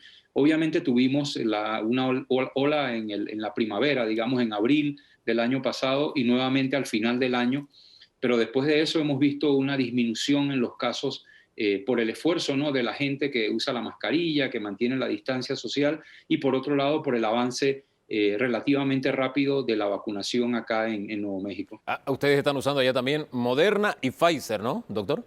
Sí, principalmente Moderna, Pfizer y también se ha utilizado la de Johnson & Johnson, la que es una sola dosis, porque hay mucha gente que le gusta pues la conveniencia de que con una sola dosis pues se considera protegido. Así que hay esas tres vacunas, pero yo creo que sí, la mayoría ha sido las de mRNA, de Moderna y de Pfizer, con una minoría de personas que se han puesto la de Johnson & Johnson o Janssen, que también se le llama. Ahora, la infodemia continúa a la par de la pandemia. Y a propósito de vacunación, desde Panamá y desde fuera de Panamá, algunos videos nos llegan también desde Estados Unidos, donde usted está, personas que hacen ciertas pruebas para demostrarnos que se les está incluyendo el chip con la vacuna. Mientras usted y yo conversamos, vamos a poner unos videos de personas que se ponen metales e imanes porque supuestamente eso está incluido en la vacuna. ¿Qué tiene usted que decir sobre esto, doctor? Sí, bueno, la verdad que sí, circulan en redes sociales muchas historias y muchas teorías que, bueno, uno hasta cierto punto entiende a la gente que está preocupada por estas cosas porque no conocen en profundidad, pero yo, por ejemplo, he estado en el centro de vacunación de mi hospital, donde vacunamos más de 3.000 trabajadores de la salud. Yo he visto la vacuna, el frasquito de la vacuna con mis propios ojos, he visto que es como cualquier otra vacuna, un líquido. Yo mismo me vacuné, yo vi las dosis, vi la jeringuilla, es decir, no hay nada de esto de un chip o de ninguna cuestión especial.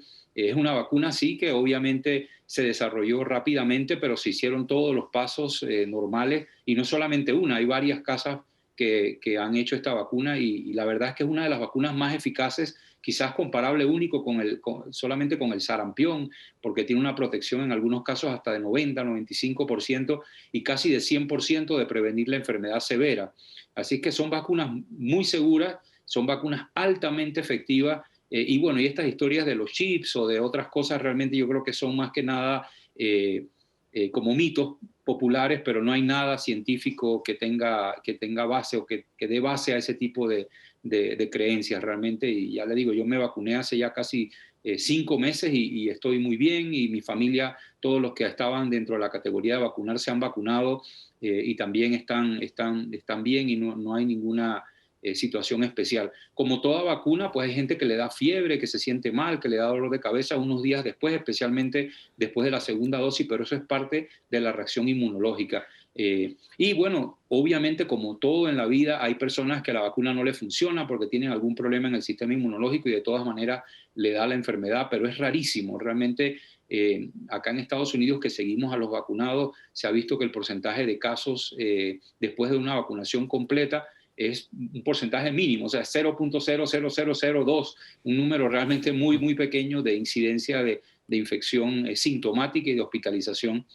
Creo que la última vez que vi el sitio del CDC, Sí. habían 1.300 casos contra 115 millones de personas vacunadas. Imagínense, o sea, y si ustedes dividen 1.300 entre 115 millones, le da un número, un porcentaje muy, muy bajo de casos a la que las personas le ha dado el COVID, y el resto de las personas pues están protegidas. Nos da un número con muchos ceros a la izquierda, Sí, doctor, exacto. pero como las imágenes valen más que las palabras, hay gente que cuando ve este tipo de videos siente miedo. ¿Usted qué le diría a quienes caen en estas campañas? Sí, bueno, yo pienso que uno hay que ser un poco objetivo, hay que escuchar, digamos, a personas que han dedicado su vida a tratar pacientes, a investigar. Yo creo que la primera fuente de información debe ser tu médico de cabecera, si tienes uno, o un médico de confianza de tu familia. Obviamente también hay expertos, y en Panamá hay muchos expertos que han estudiado vacunas, que esencialmente han dedicado su vida a la investigación y a la utilización de vacunas. Esas son las personas que yo realmente escucho. Yo a veces me divierto viendo las otras cosas que la gente imagina, pero en realidad uno tiene que buscar una fuente reputable de información, y quizás tu médico o un profesional de la salud reconocido en tu país sería la persona que yo confiaría.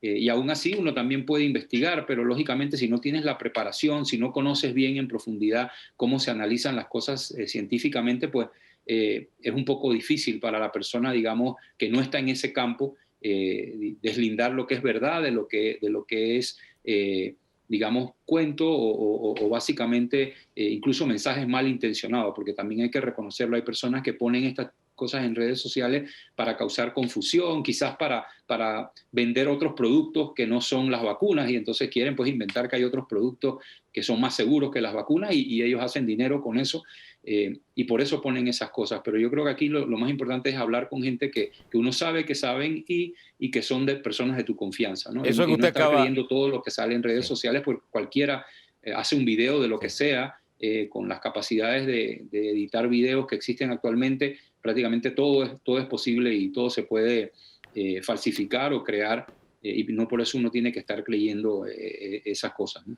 Eso que usted acaba de decir, lo que hay detrás del mensaje es importante. Técnica de comunicación 1, una de las primeras cosas que se aprenden en comunicación en la universidad.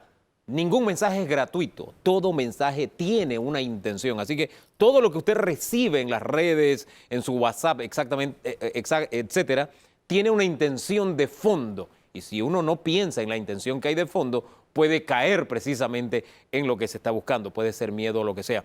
Pero aclarado ese aspecto, doctor, quisiera saber cómo usted está observando el proceso de vacunación en Panamá en la distancia, la información, a partir de la información que recibe, y del comportamiento de la pandemia, el manejo que estamos teniendo en Panamá de la pandemia. Sí, bueno, primero la vacunación. Realmente Panamá, yo creo que ha tenido la suerte de que muy temprano, yo diría que más o menos a mediados del año pasado, el gobierno empezó a analizar cuáles eran las posibles vacunas que se podían comprar, y Panamá ha sido uno de los países que hizo negociaciones para conseguir vacunas, digamos, de forma bilateral, que eso es importante porque hay países que actualmente están esperando los primeros envíos de vacunas del sistema COVAX, de la OMS, y como tú sabes, han habido tremendos retrasos, han habido países industrializados que han comprado la mayor parte de las dosis. Por ejemplo, Taiwán, un país tan adelantado tecnológicamente, tiene un porcentaje muy bajo de su población vacunada. Entonces, Panamá, yo creo que en ese sentido contamos pues con personas que realmente pensaron en comprar vacunas y de hecho se contrató la vacuna de Pfizer, la vacuna de AstraZeneca, que han sido dos de las que están más adelantadas en la producción mundial. Obviamente uno quisiera más vacunas, yo quisiera que en Panamá todo el mundo estuviese vacunado ya, pero obviamente Panamá es un país de todos los países del mundo, hay que respetar esas negociaciones y también sentarse a esperar a que las compañías farmacéuticas produzcan los miles de millones de dosis que tienen que producir para surtir a todo el mundo. Entonces, en ese sentido yo lo he visto bien. Obviamente han habido cosas, yo hubiera preferido que se vacunara solamente a las personas de edad avanzada. Sé que en Panamá pues se hicieron cambios y los maestros hicieron presión y se vacunaron a los maestros por diversas razones legítimas, pero como en todos los países en una situación de crisis pues hay un poquito de zigzagueo, de cosas que yo no diría que se hicieron de manera perfecta, pero en general se están vacunando a la gente con las vacunas que van llegando, se le ponen. El panameño, al contrario de muchos otros países, incluso de acá a Estados Unidos, en general recibe las vacunas bien y se las pone, y cuando llegan las vacunas la gente trata de hacer fila o de inscribirse, y eso es algo bueno, ¿no? Porque el panameño históricamente tiene un muy buen porcentaje de vacunación y Panamá tiene un programa de vacunación muy fuerte, liderado por enfermeras y otros profesionales que realmente empujan eso. Así que eso ha estado bien.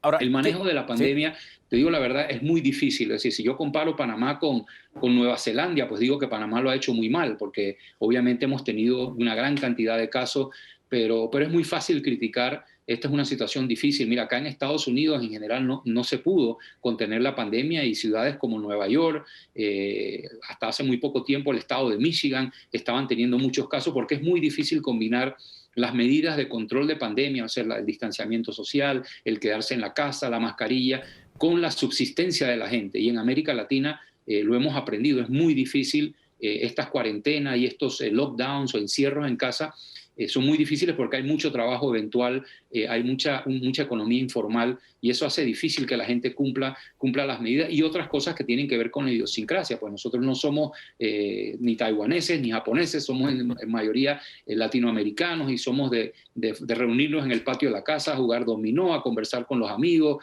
el famoso parqueo, y eso obviamente conlleva una ruptura de estas medidas y la posibilidad de mayor contagio. Pero bueno, dentro de todo, sí, afortunadamente ya los casos están cayendo, Panamá está avanzando en la vacunación, yo estoy optimista que es cuestión de tiempo. Obviamente hay que hacer un análisis, y eso es una de las cosas que yo recomiendo al gobierno y a toda la comunidad, que se haga un análisis de qué se hizo bien, qué se hizo mal en el país, para que cuando venga la próxima pandemia estemos mejor preparados y haya una respuesta todavía mejor de lo que se ha hecho. Una cosa que sí yo la verdad que objeto es el uso de medicamentos que no tienen mucha prueba. Desde el principio de la pandemia yo he estado diciendo que hay que esperar la evidencia científica, medicamentos que se han comprado y se han dado a la gente que todavía al sol de hoy no han demostrado ser eficaces. Eso quizás fue un poco como para hacer algo, como para que la gente no se desesperara y tener algo que hacer, pero eso puede ser peligroso porque hay personas que sufren los efectos adversos de estos medicamentos que en fin de cuentas no tienen eficacia. Pero yo creo que globalmente no lo hicimos peor que muchos otros países de Latinoamérica, y en el aspecto de vacunación creo que estamos en una situación incluso de ventaja con respecto a algunos vecinos. A propósito de los vecinos, Panamá está flanqueado por Colombia, que abrió su frontera, y Panamá decidió, ¿sabes qué? Cierro la frontera más difícil, que es la marítima, terrestre, las fluviales, las bloqueó y dijo no, puso un alto allí. Y por el otro lado está Costa Rica, que también está con una situación difícil, viendo a nuestros vecinos más próximos. Pero está Argentina, que ya está anunciando medidas de confinamiento fuertes, Brasil, que ha manejado esta pandemia de una forma muy sui generis. Ya nos analizó Panamá versus el vecindario. ¿Qué nos puede decir? Sí, yo la verdad que estoy un poco sorprendido porque es más que nada porque este virus es realmente traicionero, ¿no? Fíjense la situación también de India, y hay incluso países en Europa que han tenido una tercera o cuarta ola. Así es que sí, es una situación muy difícil. Uno apenas baja las medidas de contención, si no tienes una vacunación, un porcentaje alto de la población vacunada, existe el riesgo de un rebrote, como ha ocurrido efectivamente en Costa Rica, en Colombia, en Argentina, y bueno, de una manera un poco más catastrófica en algunas ciudades de Brasil, y por supuesto en India, ¿no? Donde realmente yo he visto los videos y los reportes de compañeros míos de trabajo que son de la India y tienen sus familiares allá que me hablan de estas situaciones realmente dantescas, donde no hay oxígeno, no hay camas en los hospitales, etcétera. Así que sí, yo creo que si algo tenemos que hacer con respecto a Colombia y Costa Rica es mirarnos en ese espejo y decir, caramba, no levantemos rápidamente las medidas. Uno a nivel personal debe mantener el uso de la mascarilla, el distanciamiento social, las medidas de higiene, el lavado de manos, etcétera, porque el hecho de que estamos vacunando no quiere decir que hemos terminado de vacunar a toda la población susceptible y todavía hay la posibilidad, aunque sea ojalá remota, pero hay posibilidades de rebrote, especialmente teniendo el cerco del virus en las dos fronteras. Y ustedes saben que realmente las fronteras y el movimiento de personas no se puede parar. Ningún país ha podido realmente bloquear con gran éxito la entrada del virus, porque la gente se mueve, la gente viaja y es inevitable. Así que yo creo que si algo debemos hacer es mirar a nuestros vecinos y decir, hay que tener cuidado, esto no se ha acabado hasta que no se logre un porcentaje muy alto de vacunación, no se va a poder dormir tranquilo. Y también está el asunto de las variantes, ¿no? El virus sigue cambiando, sigue mutando en estas poblaciones. Yo continuamente leo de los reportes de nuevas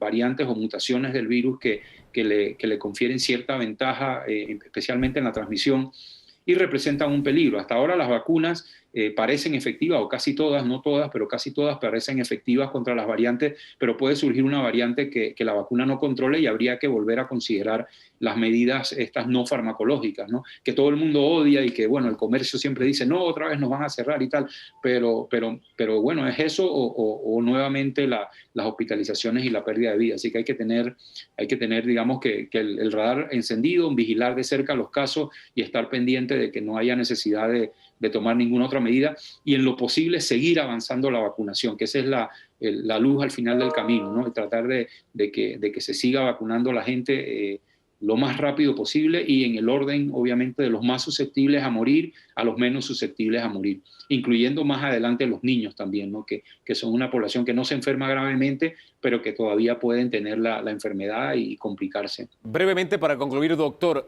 ¿temor a una tercera ola? ¿Es de ley que haya una tercera ola o se puede evitar?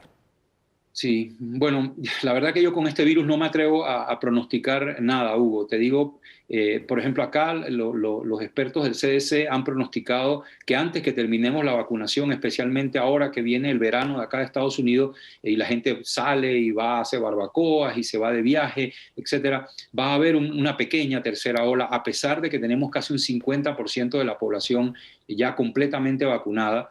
Entonces, yo quisiera ser optimista, o sea, quisiera decir, no va a haber una tercera ola, yo creo que la vacunación le va a ganar al virus, pero con este virus la verdad que no se puede jugar, hay que estar muy, muy cauteloso, seguir adelante, ojalá la vacunación le gane al virus, pero sí, a mí me queda la preocupación de que haya una ola, quizás no tan grande como las que hubo inicialmente, porque ya hay un porcentaje importante de personas que le dio el COVID, digamos un 30, un 40%, según los estudios que se han hecho en Panamá. Además de eso, súmele a ese porcentaje la gente que se ha puesto la vacuna y que está completamente vacunado, ahí tenemos otro porcentaje. Y mientras más alto ese porcentaje, pues menos probable es que va a haber una tercera ola, especialmente una tercera ola fuerte. Puede que hayan casos, pero como se han vacunado los mayores, pues esas personas ya no se van a hospitalizar, no se van a enfermar gravemente, y entonces si hay una tercera ola quizás no sea lo que fueron las dos primeras. Y en ese sentido estoy optimista, pero yo creo que no hay que descuidarse, o sea, no hay que tirar la mascarilla por la ventana e irse al bar más cercano a celebrar, porque eso puede ser el error que nos conduzca a la situación que tiene Brasil, India, Costa Rica, Colombia, con repunte de casos, a pesar de que tenemos ya vacunas efectivas. Doctor, siempre orientador escucharle. Muchísimas gracias. Que tenga buen día. Cómo no, gracias. Saludos. El doctor Néstor Sosa cerrando hoy, don Danilo Toro con broche de ciencia.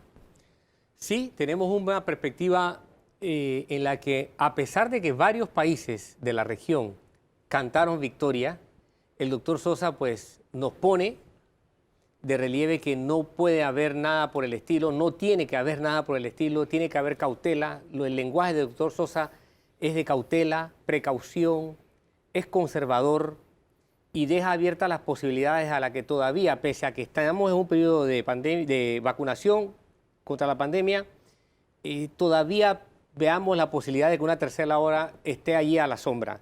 Es importante destacar que países como Ecuador, que cantaron victoria, países como Argentina, que demoraron en ver brotes, hoy en día están con graves problemas. Argentina está por comenzar un nuevo encerramiento de toda su población, imagínense, por lo menos del área más importante, que es la provincia de Buenos Aires. Y allí quiero destacar otra cosa, ¿no? La comparación. ¿Panamá lo ha hecho bien o lo ha hecho mal? En términos comparativos, yo diría que el resultado para Panamá ha sido bastante eso es lo que alentador. decía, precisamente eso es lo que decía el doctor, y decía, ¿lo hemos hecho bien o mal en comparación con quién? Y se me quedó la frase, si nos comparamos con Nueva Zelanda, lo hemos hecho mal. ¿Ves? Pero con el vecindario, bastante bien. Así que ese es un logro país. Al final, este es un tema de todos y no bajemos la guardia. De eso se trata. Gracias, don Danilo. Así concluimos. Nos vamos. Gracias a ustedes por la sintonía. Primero Dios, el próximo domingo juntos otra vez de aquí. Entonces, nos seguimos regalando el mejor domingo de nuestras vidas. ¿Le parece? Bendiciones.